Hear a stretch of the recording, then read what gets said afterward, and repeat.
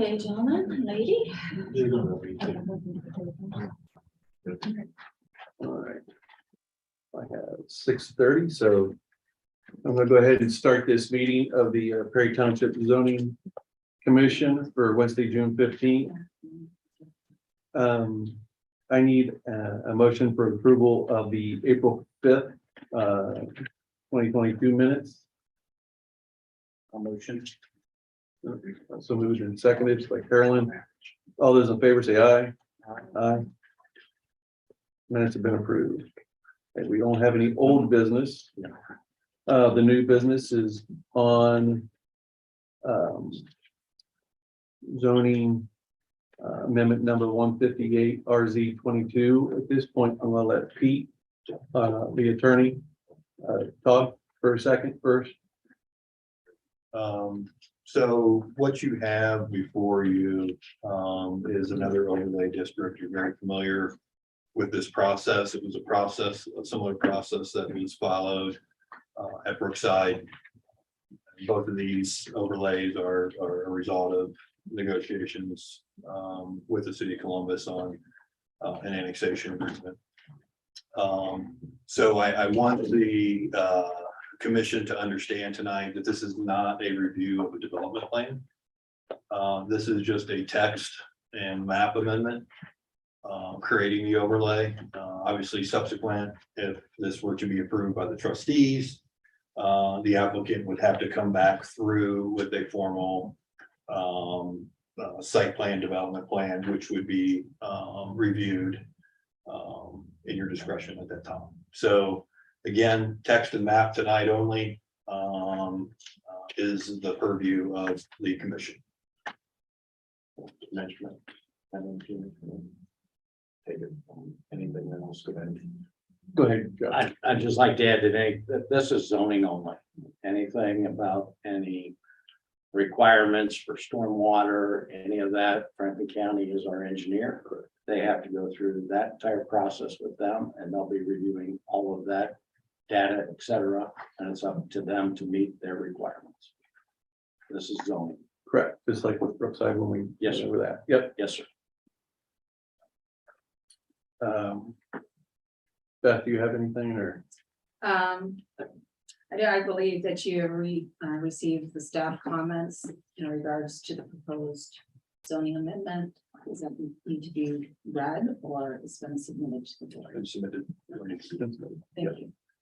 All right, I am going to right now start before I get to the comments from the people is have the developers who are here also go over and explain your part first. So go ahead, guys. Thank you very much. My name is Aaron Underhill. I'm an attorney with Underhill and Hodge, which is in New Albany. And I'm a zoning real estate lawyer. With me, I'm representing Onyx and East is Jake Dietrich, VP of Development with Onyx and East. And we're going to give a brief presentation to you. And then obviously we expect a Q&A, and we obviously have neighbors here. So we appreciate the opportunity tonight. We've been working for several months with Joe and your team here, Pete, to make sure that we were getting every detail ironed out here on this project. This is a proposals for 25 single family homes with a condominium form of ownership. The site is located just to the north and adjacent to Henderson Road and generally to the east of Sawmill Road. And it's really in a transitional area. I mean, there's different uses around it. To the south is Arlington with single family lots. To the east is also single family with some attached and detached products. To the north, you've got multifamily. I checked today, I think it's 14 units an acre there. And we're a stone's throw really from Giant Eagle and all of the retail that is up in that area. I think we're like 1,000 feet, maybe a little more from Giant Eagle. So, with sites like this, we got a church next to us as well. This is one of those areas where you're gonna fit in a transitional way. These infill sites kind of lend themselves to issues. This is a long, skinny kind of bowling alley lot. And I think we've done our best to, accommodate the development and also protect our neighbors through things like fencing. And, we're gonna make sure that the condo documents ensure that this is maintained properly and universally. So the neighborhood's gonna look great all the time. It won't be individuals taking care of their own yards. So that will ensure that the area is well taken care of. A lot of this is surrounded by Columbus. I don't quite know the ins and outs of how the detachment worked, but I know you're all familiar with some of your areas being detached from Columbus. And so, I know that Columbus's long-range plan here called for mixed use and or residential solely. Couldn't provide a whole lot of detail, but I think residential, at least in the city's eyes, and I think in the township's eyes, I hope. Residential is a good use for this project. Here again, single family homes. There'll be detached product. So it's going to feel like a traditional single family neighborhood, private road to be maintained by the condo association. And I guess we'd like at this point maybe to throw up the slides that we have.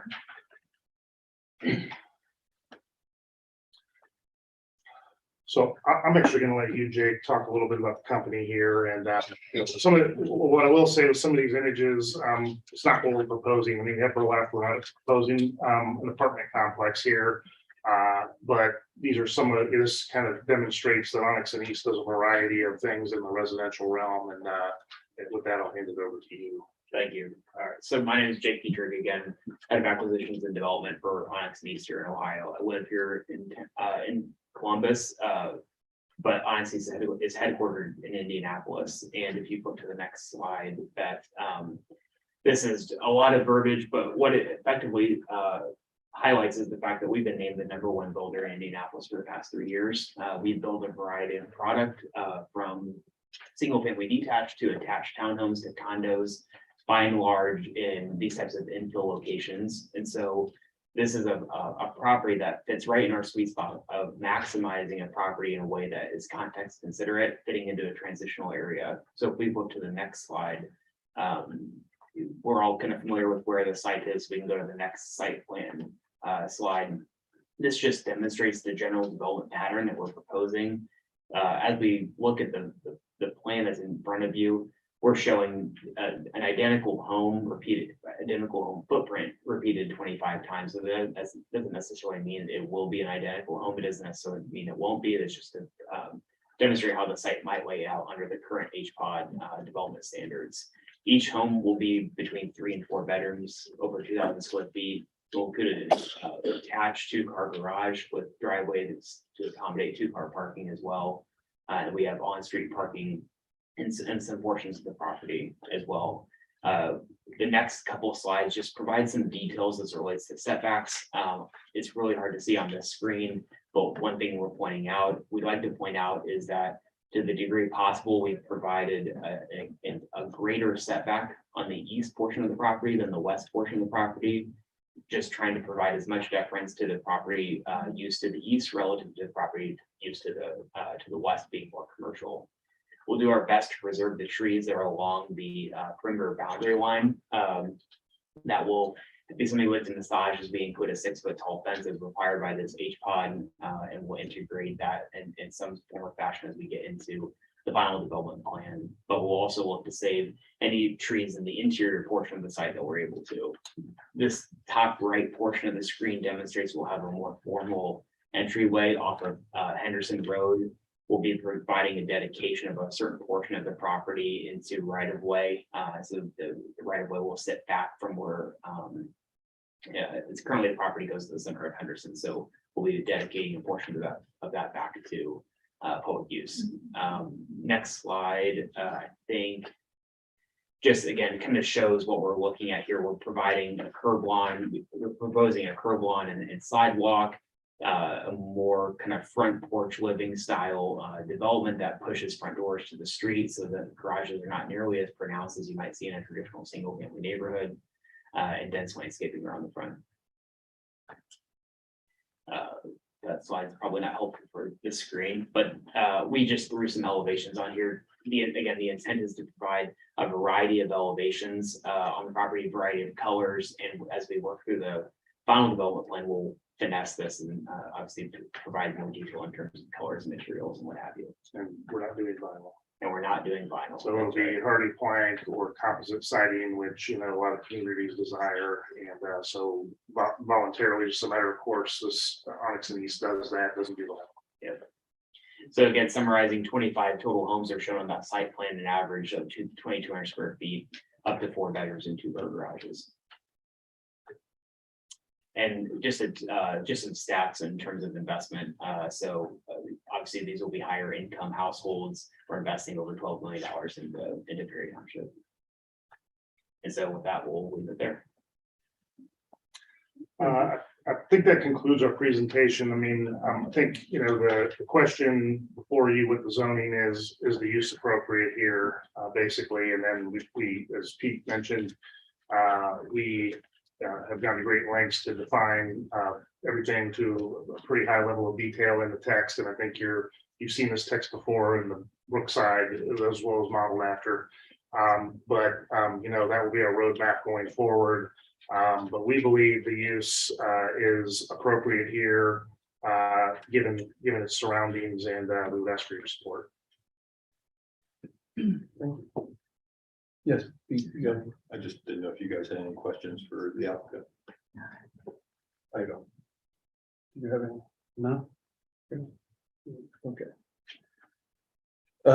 At this time, John Ellers is, Yes. I'm gonna let you go ahead and speak, and John, I know you've got your presentation. I'm gonna let you go ahead and do your presentation for everyone else and the audience, just so you know. For you as the other speakers that I have, we'll have 3 minutes, and Beth or you will keep track of the time frame and let you know when your time's up. And then if we have any questions, we'll follow up with questions from each speaker. So do you want me pushing the slides? Okay. Did you turn that?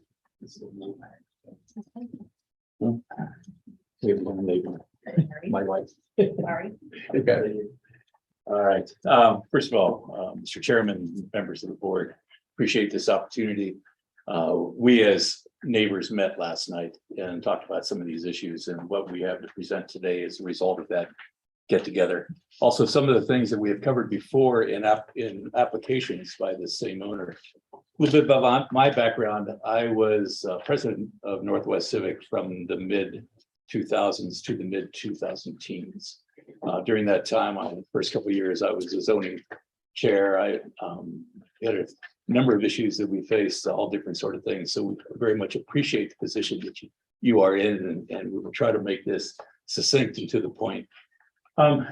This is a hopeful 45 seconds, but real briefly here, this is Henderson Road between the river and Chevy Chase. And you know, the applicant has said that this is a mixed use area. However, if you're going along Henderson, they're all single family homes. The mixed use happens when you're lots away from Henderson. There are some Perry Township areas. The applicant's property is in yellow. Brynwood is immediately to the right. Slady Hollow, which I think is a analogous development that was done about 10 years ago, is to the right of that. And then there's Perry Township, 2 Perry Township sections to the right of that. In Brynwood, the lower left-hand corner is of course also Perry Township. So again, the high point of this is every house, every property along here is single family, with the exception of the church. Until you get down to the river, and then that's the intersection to the north is commercial. So this is, I'm going to blow this up a little bit, and we take a little bit closer look at the density that exists. And at this time, the densest development that's done along that stretch of Henderson is Brynwood and Slady Hollow. So anything that would be done beyond that would be another level of density in an otherwise single-family home environment. This is what the applicant has suggested. And you can see it's about twice as dense as what the other developments along that line are. And this is the 45-second design studio. We just take what's done on Brynwood and flip it over and plot it on top. And there you have one, well, there's a missing unit, but there you have about 10 units that could be done on a single loaded road. And I'll talk a little bit at the end of this about why that's important. More applicable to this particular site is the Slady Hollow. More recent. Has a similar sort of aspect ratio. The aspect ratio is 4:1. 4 times as long as it is wide. And again, these are homes that are very attractive. And these are the current Franklin County assessment values for those properties. On average, $500,000 each, 10 units at $500,000. And I know that one of those southern units is now on the market for about 700. So, you know, the assessment, of course, is quite a bit below market. In deference to what you said as a transition area, City of Columbus does not recognize it as a transition area. They have, in 5 years ago, they identified this as single family, low density, not to exceed 4 per acre. Similar to other lots in this immediate area, and generally with single family homes in Columbus. Okay, so that is really, in essence, what the presentation is. And now I have distributed to each of you a page that's talking about some of the issues that I gleaned from the application, from the proposed overlay. Is it okay if I shut this down? You may, thank you. Each one of these has to do with whether the proposed project is consistent with the standards that exist in this neighborhood. When I was with Northwest Civic, my perspective, first of all, I was to represent the residents. It wasn't my good judgment that was going to decide this, is what the residents did. So I would go to a site where there was going to be a rezoning. I'd stand there and I'd look around and see what was standard practice. And then we would use that as a basis for whatever rezoning we would support. And I had to sell that to the residents sometimes because they always wanted lower, as residents always do. But we think that there is a reasonable level, which at this time is the highest density along Henderson, but it's commensurate with what exists at Slady Hollow and Brynwood. As you read down there, one of the things that concerns me that's not listed on this is the church immediately to the west of the property. They have a nursery school on the far east side of that church. And that would be within 13 yards of whatever unit is built to the west side of the development on the far south end. And it's, it represents a risk, a definite risk, maybe not the greatest concern here because something can be done to monitor that, but nonetheless, it represents a risk. To me, the greatest risk is because we're trying to wedge in a double loaded road into a very narrow piece of property. We're having to make some concessions, and I believe it's those concessions that initiated this process of having an overlay. If it weren't for having too narrow of a property to be able to double load a road, we wouldn't have to take any exceptions. We wouldn't have to have 8-foot driveways, 4 feet of which is probably going to be sidewalk. The parking and the impact that has on safety and emergency is a great concern. There are 11 spaces for the 25 units. There are 2-car garages. If our experience on Brynwood and Slady Hollow is any indication, there will be a great deal of spillover, and yet there are fewer than 1 per unit available to spill over. And if something happens where the road clogs up a little bit, If there is a fire there, your contract is with Upper Arlington. West Case is closer. Our experience is emergency crews, either for emergency or for fire. West Case shows up first, and then when Upper Arlington shows up, they turn it over. And to have a hook and ladder on a narrow road such as they're suggesting, even if there is not parking that is outside of the designated zones, you're going to have a hard time of for whoever gets there first to be able to get out when the second one arrives. And we had a situation on Brynwood in the past where the second one that arrived had to back on the Henderson, when the first one got out because there were cars parked on both sides of Brynwood. And I think that that's an important thing, in that it represents the sort of concessions that are being made to be able to wedge a development into a property that is not suited to that sort of development. A single loaded facility, I think, is best. I think it's the only one that's justifiable to maintain the standards that exist within the neighborhood. Okay. Also, one thing that I would like to do, because this was part of my passion when Sleepy Hollow was developed in my backyard, is that if the applicant is truly interested in saving trees, we should designate as early as possible which trees those are and make sure that they are saved. Let's codify that those trees are to be saved so that we don't have a situation where somebody with a saw can come in and clear them at a moment's notice. Okay.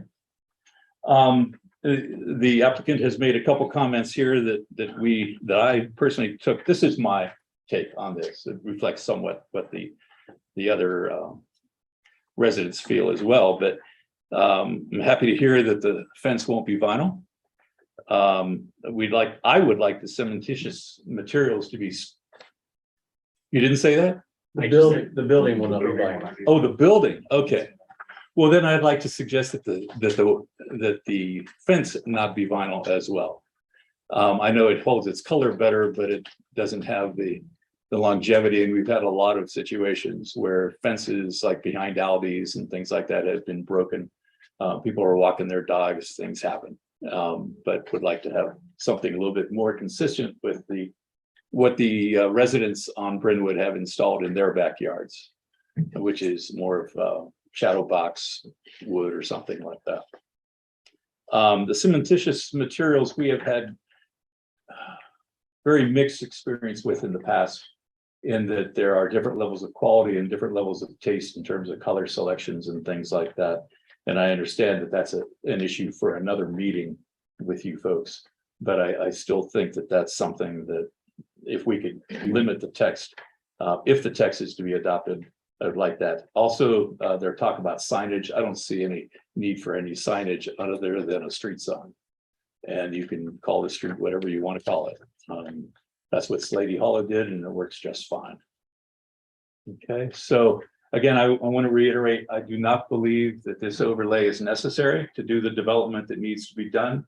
I think the substantial revenues to the township from Sleepy Hollow is less acreage, a similar sort of aspect ratio. Where they were able to put 10 in, you could probably put 12 or maybe 13 in there. There is one more issue that someone in this group will address, and that is the setback from Henderson is not what you think it is. There is a deed restriction on the site, other sites along the north side of Henderson. If you take a look at any sort of map that shows the north side of Henderson over a long distance, there is a 100-foot setback that needs to be complied with. That has been in place for quite a while. I don't know if you have any of that data. Okay. But that's something I'm happy to share with the board. I brought a copy of that with me, if that's something that would be helpful. Okay. Not at this time. Okay. Thank you for your time. Thank you. All right, thank you, John. Might as well just keep it in the other family and have Kelly speak. Kelly, you'll have 3 minutes. to speak? Would you like me to stand or be? It's right here in the front. It doesn't matter where, it's a small room. You can stand right there if you want. It Okay. don't matter to me. Okay, thank you so much. I really appreciate the opportunity to speak and that we can do this. And I have my little stopwatch here.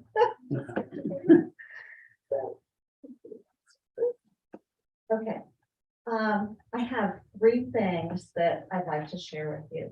One is the compatibility of the proposed overlay with the current neighborhood standards. So with how the density is set forth, we are low density. John already stated that. So to have a medium density does not fit the overlay plan that was codified in 2015 by the city. Okay, that was addressed. Okay, so not adhering to the standards that were set forth jeopardizes our properties and the values and all of the money that we've put into our homes. We've had 2 recent new buyers. And so we want to make sure that we're not against development is what I want to say. We want something that will continue to enhance our properties and fit with the landscape as well as the buildings. We are stucco and stone and sided, but we also have enough property for wildlife and lots of natural trees. It's like a park setting. And I was going to say this at the end, but I would love for those who are on the zoning committee to actually walk the properties. I'd be happy to take you down Brentwood and look in the backyards and just see that beautiful property, and also Sleepy Hollow as to what fits. Hard to tell from the overhead drawings, but that was a good representation to see that it didn't fit. BZA in the past has turned down development of this size, stating that, you know, we need to stick to the standards, and it would be basically a concrete jungle with lots of cars. That was the terminology they used. But we are so happy. Sleepy Hollow is beautiful. It makes sense. You will get a ton of revenue and tax dollars from, you know, putting in fewer. Less is more. Also, we were concerned about the variety of the elevations. I would like for that to be spelled out. I assume 2-story and 1-story, but I've learned never to assume. Also, we think if something is typical to what is there now, it would be a great fit. I don't think anyone is against that, but we have a lot at stake with our properties in the surrounding area, and we are different from the church to the east. We are not mixed. We're all neighborhoods, and I'm speaking on behalf of Sleepy Hollow residents, Brentwood residents. They're going to be speaking, the neighborhood across the way, and residents of Henderson. No one is for this. Absolutely no one. The other Ma'am. thing is. Thank you, ma'am. Thank you. Oh, time's up? Yeah. Okay. Thank And the you. wildlife. No problem.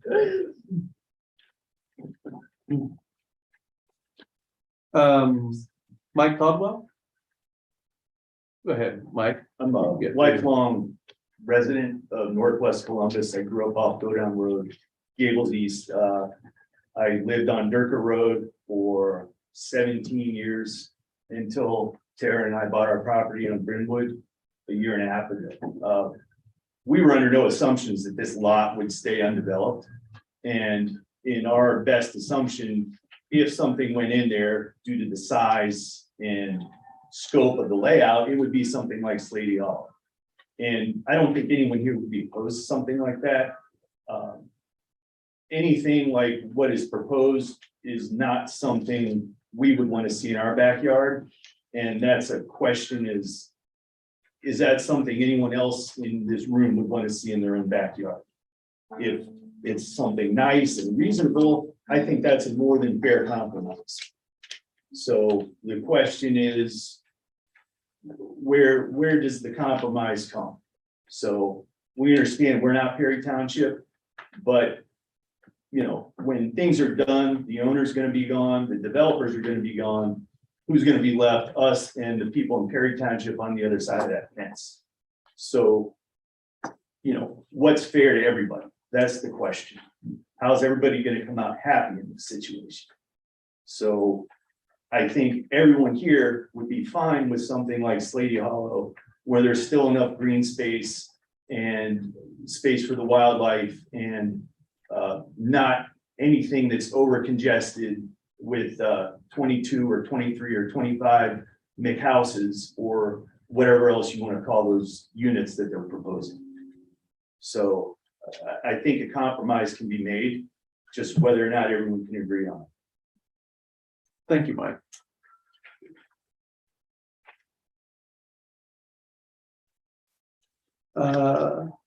Gordon? Thanks Go for your ahead. time. I've been very brief to mention mostly about traffic concerns. Right now, it takes a minimum of about 2 to 4 minutes to pull out onto Henderson from Brentwood Drive. My wife and I live. It sometimes can take longer than that, particularly during rush hour, beginning and the days, you know, when the busy times are and everything.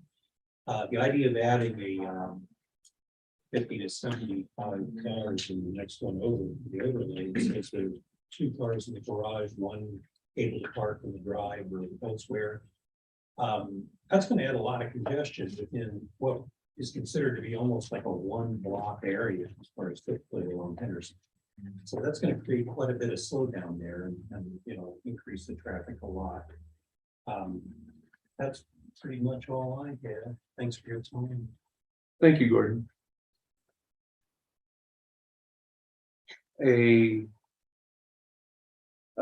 David Schroyer? Yes, thank you. My name is David Schroyer. I'm with College Schroyer and Abraham. I just wanted to bring a perspective to the panel.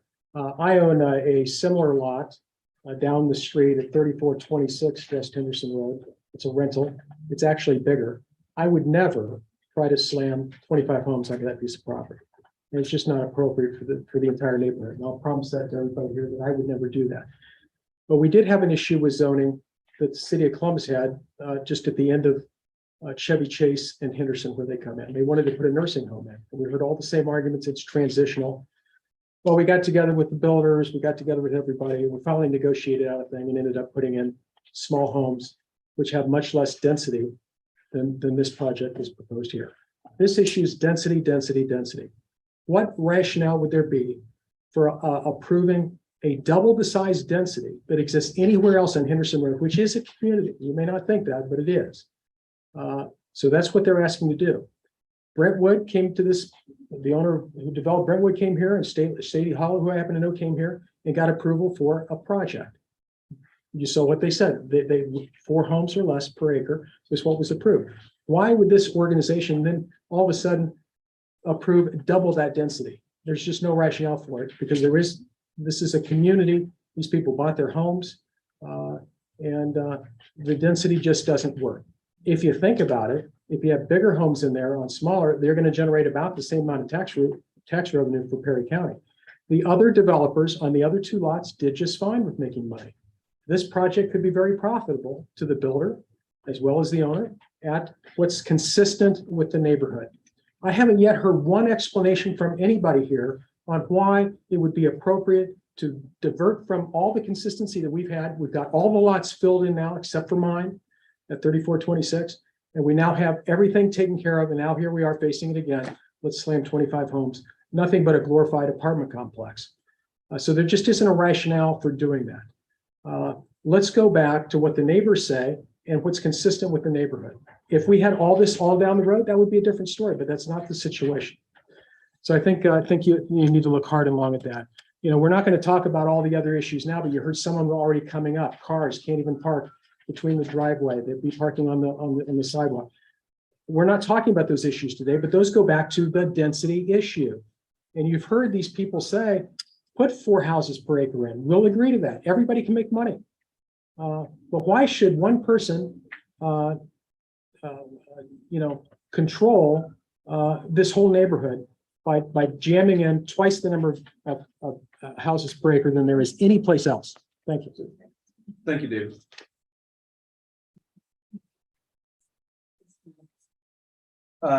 Sonia Cooper? Yes, thank you. I've been a Northwest Columbus resident for over 15 years, and I've lived on Brentwood Drive for 5 years now. And I think when I moved there, I didn't appreciate the gem that I had, but I have visitors to my home frequently who will come and like marvel at the Park Lake setting is really what I hear the most often. We have abundant wildlife, mature trees, and relative quiet, even though we have busy Henderson Road just down the street. And I'm sure that the old growth trees have something to do with that too. And trying to determine, what to say to you guys, I looked to the current Perry Township zoning code so that I could learn how our concerns can tie into the goals of Perry Township. And I pulled the statement that's directly from your preface to the Perry Township zoning resolution from page 8, which said, these regulations are designed to encourage an appropriate use of land, to stabilize and preserve the value of property, to prevent congestion and hazard in the street, to secure safety from fire, flood, water contamination, air pollution, other dangers, to provide adequate light, air, and open space, and to prevent the overcrowding of land, and to avoid undue concentrations of population. And I think all of those reasons are why we're here as a community today. Everything that we've talked about has the potential to negatively impact all of that. Our property values, creating overcrowding on a long, narrow property, challenges for first responder access, extreme traffic congestion that already exists in this corridor, creation of that high population density development would eliminate any open air space. And as we can see from the proposal that was shown, there are none of the existing marginal growth trees on those lands. So Ma'am, that's sorry. Thank you. Thank you very much, Sonia. Mary. You're my last. I'm just gonna be last if I had to talk, but I will talk. Have any of you been to that area? Have any of you guys? Yeah. You have walked that area? So if you don't mind me just handing a couple of photographs up to you. Just to talk about this transitional space. It's not transitional, it's all residential. Look at our backyards. Look at the tree line. The big tree line that's right on the property lines. There's no way, as in your amendment, that it talks about preserving those trees. None of that will be preserved. Look at the space between the development that they're proposing. I think there's 20 feet from our backyard line to whatever building is. It's 20 feet. You're not going to save any of these trees. None of these trees with that proposal will be saved. These are the large trees that are going to be gone. Our entire area is going to change. This is a residential area. Yes, when you go up to Sawmill Road, there are medical facilities. We don't see those. We don't see those from our area. The church is there, that's it. It's all residential around us and it's beautiful. It's like a park. When you go more south, when you go more north, it's all residential. It's a beautiful, incredible area. We all did our due diligence when we bought this property. We looked at the zoning. We bought it with knowing what was zoning behind us. And we certainly hoped that anyone that had the possibility, see, we're going, it's trees, it's open property. This is not a transitional area. When it becomes a transitional area is when you get down to Sawmill Road, the very corner, and you go back when you pass the church. This is your guys, our property that we value. You talk in your amendment how property values would hopefully stay the same. There's no way. There is no reasonable person that can look at what we have now versus what they're proposing that's going to maintain property value. You talk about open spaces in the amendment. There are no open spaces. Yeah, thanks. Thank you. Okay, well, that was short. 3 minutes, yeah. Okay, and I will leave these with you guys.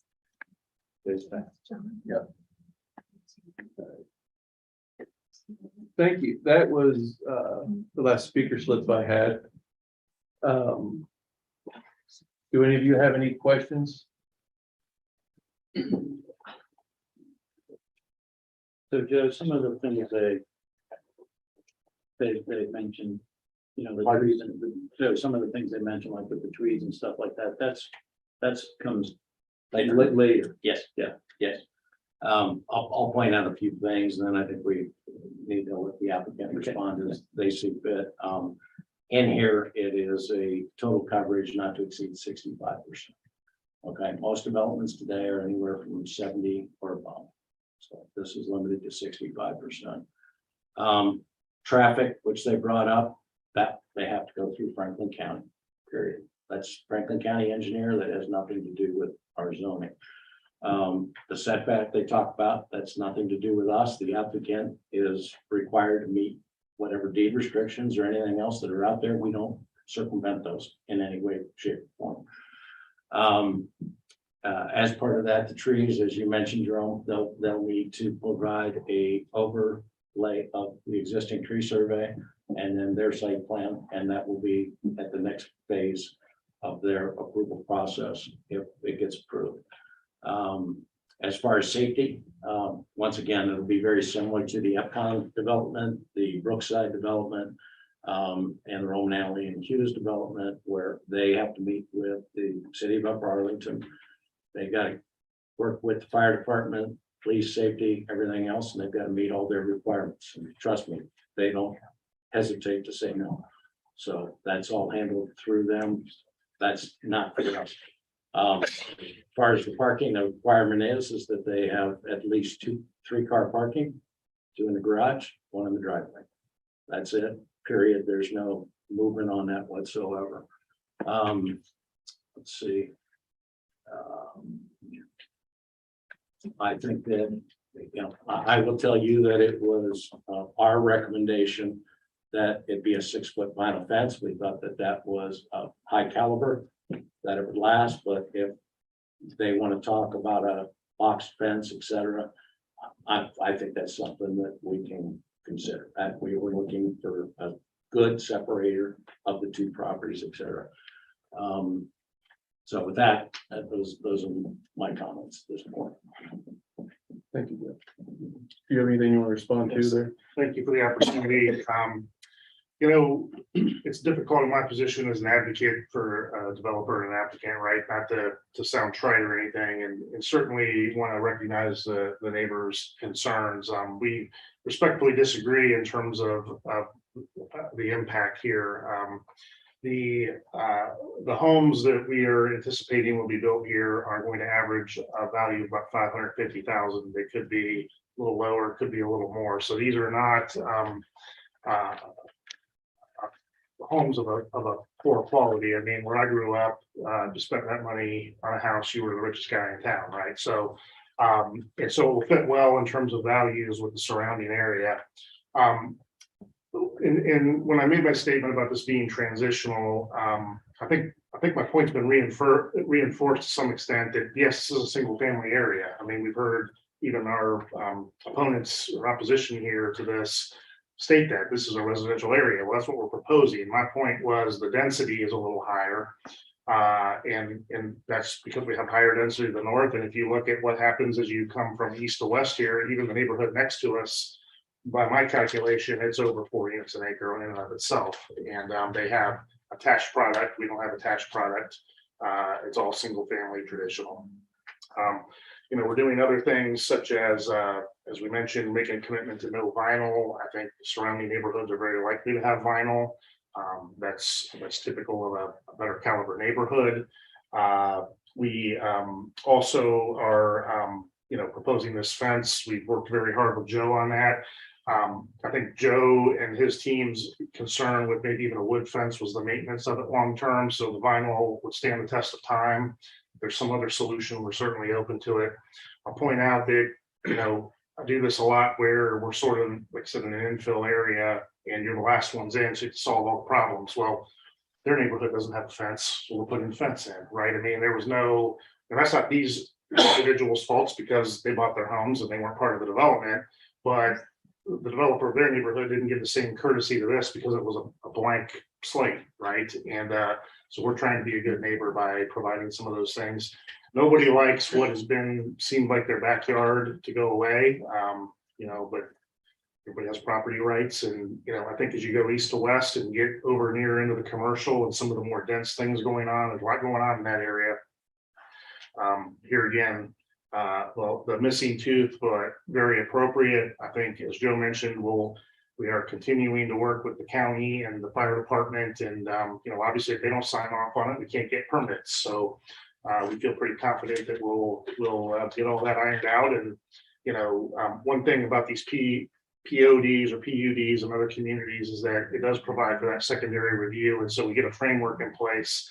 And we'll be talking about a lot of these finer details, such as tree preservation with detailed plans when we come back before you. And I would anticipate that meeting will last a while because we'll be talking about those intricacies. So with all that, I don't know what this is being perceived as, but it seems like it's being seen as a multi-family sort of attached residential community. That's not what this is. This is a neighborhood in and of itself. It is a little more dense than what's next to it, but certainly appropriate for the area and our location even closer to Sawmill Road. So with that, I'll be happy to hear from you. Do you have any? No. Carolyn, do you have any? I just have a question, and I don't know if anybody could speak to this. It might be somebody from the township most appropriate, but there's been references to other instances where there were plans for development that have been not gone through or been worked. So I just would like a little bit, was that through? If somebody, Sure. was that through Perry Township? Or was No, that it was not ever through Perry Township. That was through Columbus. Okay. Part of the detachment agreement was with Columbus this was a property that was out there and identified that it's something that could come back to the township as part of the negotiations, et cetera. And that's how it came back into the township. So it is just in the last year under the authority of Perry Township at this time.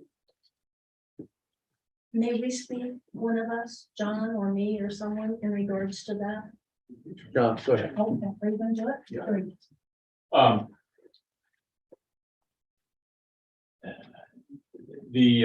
There's been several iterations of this in Columbus. One iteration, there were 5 apartment buildings, I think about 120. That's what they shut down. When it came to the last iteration, which is very similar to the plan, they had a turnaround at the end, and this has a torque shop at the end. Otherwise, basically the same plan. The city departments at the city of Columbus approved it. Northwest Civic Association opposed it. Went before the development commission. They saw the inconsistency. They did not see it as a transitional area. They did not see it as higher density was warranted there because of what lies to the north or what lies to the northwest. They saw it as something that should be consistent with what else was along Henderson Road, specifically Brynwood and the Slady Hollow. Slady Hollow had a checkered past getting to where it was. There were some attempts to make that a higher density, and the city cut it back. There was a 270-day stop work order associated with that project, which caused a bankruptcy receivership. And then a new developer came down and finished it very successfully. Okay. But the essence of what has happened on this particular parcel was denied by Development Commission because of the sorts of issues that we're talking about today. And again, I want to reiterate this whole need for a POD is to be able to cut back the dimensions. The one that sticks out the most in my mind is driveways. I saw in the text where 8 foot from roadway, the houses are gonna be 8 feet from the roadway. And there is also a 4-foot strip around the roadway, which is designated for sidewalk. That leaves 4 feet to park it without parking on the sidewalk. And that does not allow parking of a car. And so I know from other people on Brynwood and in Slady Hollow, they have things that they do with their garages. Nobody seems to have enough storage, and the garages tend to fill up in one car. Used to be 2-car garage, now it's a 1-car garage. Where are they gonna put their cars? There's not nearly enough extra parking. So all of these issues were brought up that I understand about the traffic. And there's so much traffic on the Henderson Road that we're a blip in that, and I understand that. But what's most important is maintaining the standards that exist in the single-family homes as you go along Henderson, and that's what happened with Columbus and Development Commission. The owner decided not to take it that final step. They had a tabling at one point, came back, not much better, but then they never took it to city council for a vote because they knew it wouldn't pass. Thank you. We have to respond to that if you feel appropriate. Yeah, I'm being reminded, the only thing that happened in January of this year, the applicant, having no recourse through Columbus to do the density that he was doing, decided to come to Perry Township and see if Perry Township would do what Columbus would not do.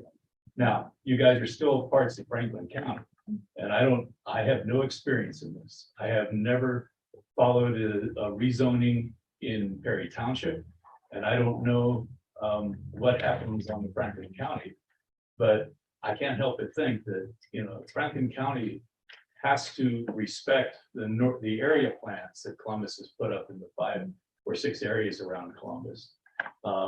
Otherwise, the plans wouldn't be enforceable. And the area plan is very clear on this particular site. So, I need to be schooled in this, and I look forward to it. Thank you. Thank you. I'd like to make one, we are under no responsibility of any of the area plans. We are political I subdivision understand that. in and of ourselves. We understand. Okay. That's a Columbus document. Correct, yeah. You wanted to mention about I will mention, because I know the text inside out. They have to park a 3rd car in the driveway. The house may be up there, the patio may be up there, but they have to be able to park the car in the driveway, as well as 2 in the garage. Whether they choose to park in the garage, that's individual ownership issue. It's not ours. Yeah. So. And the concern about parking, I think from neighbors would resonate more if there was a connection between the communities, but there's no connection. So, it's, any overflow, there's no real way to go park in their neighborhood and come over here. So it'd be one thing if there was a connection and people are gonna have overflow over there, but that's not gonna be the case here. I want to thank everybody for coming tonight. I want to thank you. I want to thank our staff and everything. At this point, do I have a motion to approve zoning amendment number 158 RZ 22? Sure. So do I have a second? Second. I need a roll call vote, please. Mr. Collins, Yes. Ms. Nathan. Yes.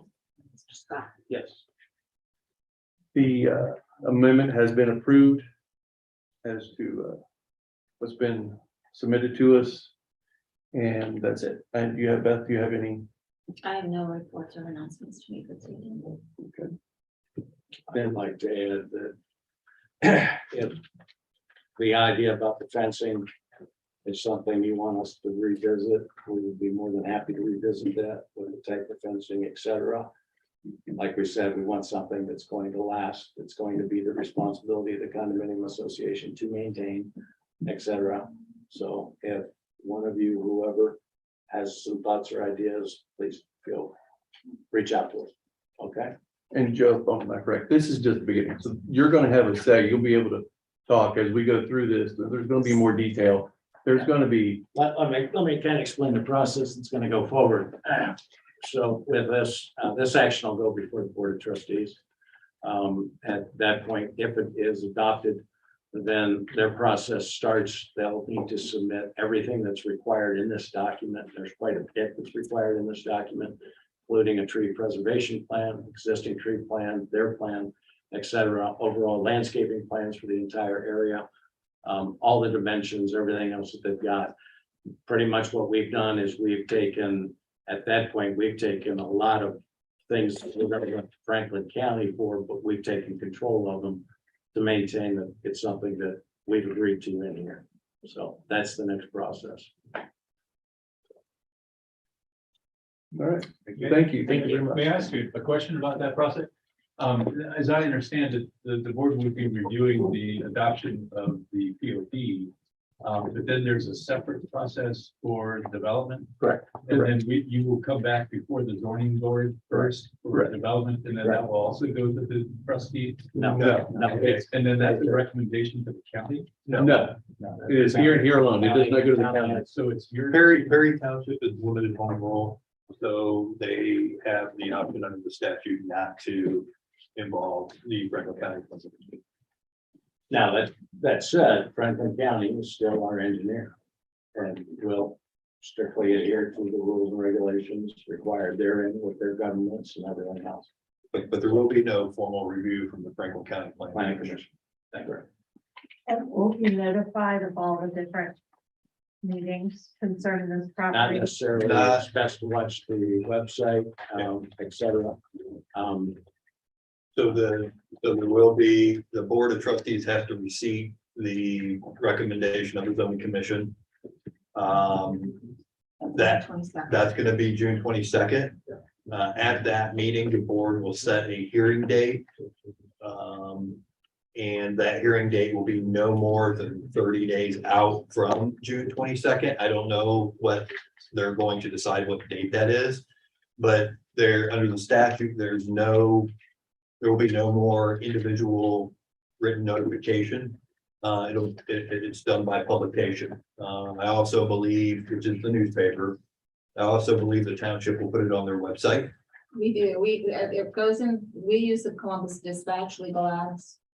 I used to put it in on the Saturday paper, but I found out here lately, this Saturday, no longer have a Saturday paper, so it'll be on a Friday. It's just electronic. Sorry. Right, but it will be, it will be published on the website as well. Yeah. That's their yeah. Thank you. That's the. So, Yes, the final plan. yeah, so when the final plan, okay, so that's the actual effect of that. And then in terms of when the developer comes in and files a final development plan, then according to the text, we notify people that are within 200 feet Of that, individually, we'll notify them. So, when they put in their final site plan for approval. so The that, next meeting, it will be. Correct. whenever they come in, so you will receive notice if you're within 200 feet of the site of when they file their development plan. Actually, you are not going to receive individual notice of when the trustees hear this text. That will be put on the website.